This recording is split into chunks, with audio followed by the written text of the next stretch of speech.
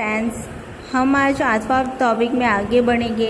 हिसाबी जानकारी के उपयोगकर्ता और उनकी आवश्यकताएं। 7वें पॉइंट से हम स्टार्ट करेंगे। 7वां पॉइंट है ग्राहक। धंधा के इकाई के ग्राहकों का लाभ के सर्जन में महत्व का स्थान होता है। आज का बाज़ार बेचने वालों का बाज़ार नहीं परंतु खरीदने वालों का बाज़ार है। खरीदने वालों के लिए अर्थात ग्राहकों के लिए नए कानून अमल में हैं और वे अपनी खरीदी वस्तु के सभी अधिकारियों के लिए भी जागृत है। आज का बाजार जो बेचने वालों का नहीं खरीदने वालों का माना जाता है। ग्राहक को ही सर्वोपरि बाजार में स्थान दिया जाता है। हमें जो कोई भी चीज़ वस्तु बेचनी हो तो हमें ग्राहक के लाभ को ध्यान में रख के ही बेचनी पड़ती है। ग्राहक ही बाजार का राजा है। वे वस्तु या सेवा की लागत के संबंध में भी सजग है। कंपनी के हिसाबों द्वारा ग्राहक भी वस्तु या सेवा की लागत और कीमत संबंधित अनुमान लगा सकते हैं। इस प्रकार हिसाब ग्राहकों के लिए भी उपयोगी है। अब हम 8वां पॉइंट सीखेंगे। 8वां पॉइंट है विदेशी उद्योग साहसिक। संदेशा व्यवहार और परिवहन सुविधा के कारण विश्व खूब नज़दीक आ गया है। वसुधैव कुटुंबकम, समग्र विश्व एक गांव बन चुका है इंटरनेट के माध्यम से। इसके अलावा आर्थिक नियंत्रण उदारीकरण के कारण भी आसान हुए हैं। 1991 में उदारीकरण, खानगीकरण और वैश्वीकरण हुआ था। इसलिए विदेशी उद्योग साहसिक दूसरे देश में अपनी वस्तु या सेवाएं बेचने की इच्छा रखते हैं। हमारे देश से के औद्योगिक साहसिकों वो विदेश में भी अपनी चीज़ों से बेचते हैं। इसके अतिरिक्त उस देश की कंपनी साथ अपने धंधा का संयोजन करने की भी इच्छा रखते हैं। 2 कंपनी जोड़ी जाती है परंतु यह निर्णय लेने से पूर्व उनके उस कंपनी के हिसाबों की उपयोग करके कंपनी के सभी पासों जैसे कि सद्धरता, तरलता, नफाकारकता आदि का अभ्यास किया जाता है। कोई भी कंपनी जो खोद करने वाली कंपनी हो उसके साथ कोई बिजनेस नहीं करना चाहेगा। जिसकी सद्धरता हो, तरलता हो, नफाकारकता अच्छी हो उसके साथ ही विदेशी उद्योग वाले भी बिजनेस करना चाहेंगे। इसलिए हमारे हिसाब उनको सही जानकारी देता है कि ये कंपनी सद्धर है, इसकी नफाकारकता अच्छी है। यह विश्लेषण करने के बाद उनके द्वारा अपना निर्णय लिया जाता है।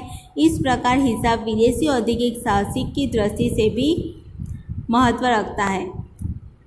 9वां है नियमनकारी संस्थाएं, रेगुलेटरी बॉडीज। कंपनी धंधा स्वरूप में सरकार और सरकार द्वारा निर्मित जानकारी नियमनकारी संस्थाएं नियंत्रण रखती है जिससे कंपनी का कोई भी कदम प्रवृत्ति के कारण प्रजा को आर्थिक नुकसान न हो।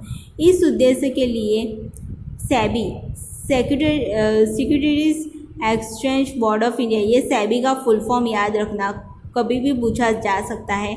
IRDA, insurance regulatory development authority of India की स्थापना की गई है। अगर हिसाब में कोई भी प्रॉब्लम हो तो ये नियमनकारी संस्था उनके ऊपर नियमन रखती है।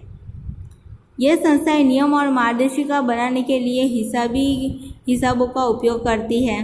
इन संस्था के नियमों के आधार पर ही सबको अपने हिसाब बनाने पड़ते हैं।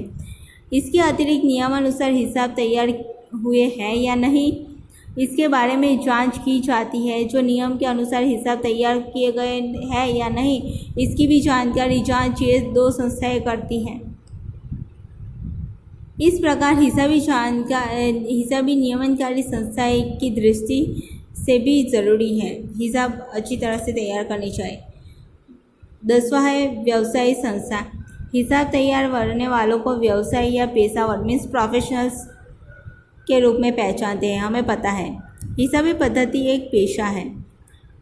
ऐसा पेशा के योग्य संचालन के लिए प्रत्येक देश में व्यवसायी संस्थाएं होती है। हमारे देश में भी है।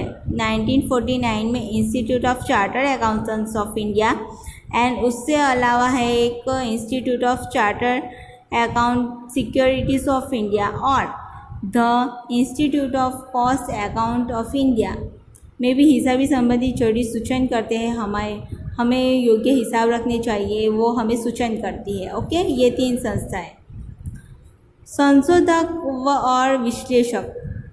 हिसाबी माहिती का उपयोग करने वाला एक वर्ग है संशोधक और विश्लेषक, जो हमें हमारे हिसाबों में कितना नफ़ा हुआ, नफ़ाकारकता कितनी है, आर्थिक सद्धरता कितनी है, उसकी जानकारी पाने के उपरांत यह नफ़ाकारकता या आर्थिक सद्धरता ऐसी क्यों, इतनी क्यों, इस संबंधी संशोधन तथा विश्लेषण करना है।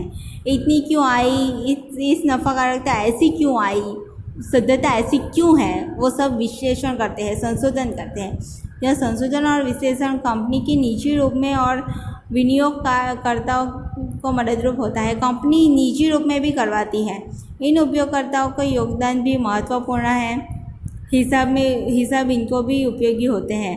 यह वर्ग अपने निजी हेतु के लिए ही नहीं बल्कि अन्य लाभों के लिए भी प्रवृत्ति करते हैं। इस प्रकार हिसाबी माहिती इन उपयोगकर्ताओं के लिए भी बहुत ज़रूरी है। भारत में भी विदेशी में साख योग्यता निश्चित करने वाली संस्थाएं काम करती है, जिन्हें क्रेडिट रेटिंग एजेंसी के रूप में पहचानते हैं। इनमें CRI, SIL, ICRA आदि संस्थाओं का समावेश किया जाता है। इन एजेंसियों द्वारा भी प्रकाशित हिसाबों का उपयोग किया जाता है। जो हम हिसाब प्रकाशित करते हैं वो संशोधक और विश्लेषकों को भी उपयोगी है। 12वां है सरकार। सरकार को तो हमारे हिसाब बहुत उपयोगी है। गवर्नमेंट देश के कार्यक्षम और प्रभावशाली संचालन और प्रशासन संबंधी जवाबदारी सरकार की है। सरकार द्वारा देश के विकास की नीतियाँ बनाई जाती है। ओके, सभी जवाबदारी हमारे देश बराबर चल रहा है कि नहीं, संचालन कैसा चल रहा है, वो सभी जवाबदारी किसकी है, सरकार की। इन नीतियों के निर्माण में पर्यायी मात्रा में सुसंगत माहिती की ज़रूरत होती है। सरकार को भी हमारी कंपनी की माहिती चाहिए। कंपनियों द्वारा हिसाबों में प्रस्तुत की गई माहिती एकत्रीकरण करके उसका उपयोग देश की नीतियों के निर्माण में होता है। हमारे देश में कैसी नीति रखनी चाहिए हिसाबों में, उसकी नीति निर्माण में सरकार को उपयोगी है। सरकार के नीति विषयक निर्णयों में हिसाबी माहिती की महत्वपूर्ण भूमिका है। सरकार को योग्य निर्णय लेने में, नीति विषयक निर्णय लेने में ये उपयोगी है। ऊपरी चर्चा के आधार पर हिसाबी माहिती के उपयोगकर्ता कौन कौन है, किस कारण से हिसाबी माहिती उपयोगी है आदि बाबत में हमें जाना। हिसाबी माहिती का उपयोग की सीमा या विस्तार ज़्यादा बढ़ रहा है, क्योंकि मैंने आपको बोला कि पहले एकाकी व्यापारी थी, अब बाद में साझेदारी पे थी, अब विशाल कंपनी का स्वरूप अस्तित्व में आया है। इसलिए हिसाबी माहिती का विस्तार भी बढ़ता जा रहा है, जो हिसाबी माहिती का महत्व समझाते हैं। ये जो 12 पॉइंट्स हमने सीखे वो हिसाबी जानकारी इनको बहुत उपयोगी है।